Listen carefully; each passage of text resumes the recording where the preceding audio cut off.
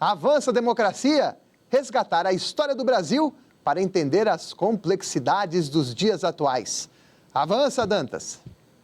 Olá amigos, olá Paulo. Bom, Paulo, eu tô lendo aquele livro, aquela trilogia do Lira Neto, por sinal um primor de texto, maravilhoso. São os 3 livros sobre a história de Getúlio Vargas.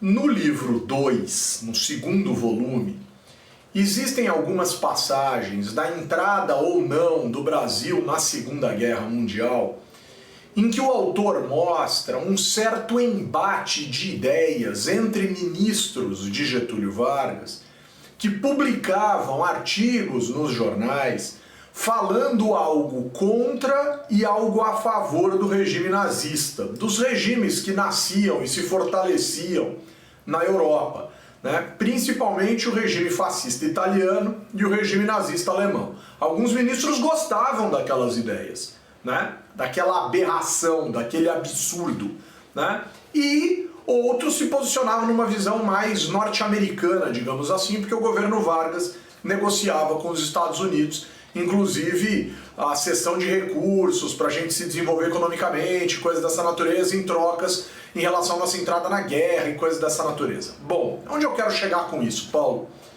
Eu acho que no Brasil, algumas pessoas, altos servidores públicos, né, ministro do Tribunal de Contas, resolveu começar a flertar com uma certa simpatia a golpe de Estado a partir de ações de invocação aos militares.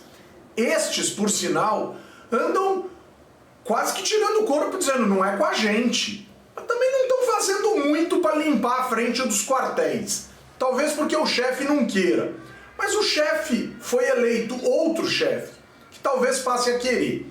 Mas onde eu estou querendo chegar com isso, Paulo? A gente não pode, em pleno século XXI, em 2022, flertar com idiotices, com absurdos, com aberrações atreladas a desafios basilares atrelados à ordem democrática. Não é normal que servidores públicos de alta patente, não é normal nem que cidadão comum faça isso, mas que servidores públicos das elites do serviço público considerem normal, no uso dessa tal liberdade de expressão que a gente precisa discutir e olhar para a Constituição, porque ela tem limites, sair dizendo certas coisas por aí como se isso fosse apenas um sentimento. Os senhores são muito bem pagos para guardarem seus sentimentos e para externarem as suas responsabilidades.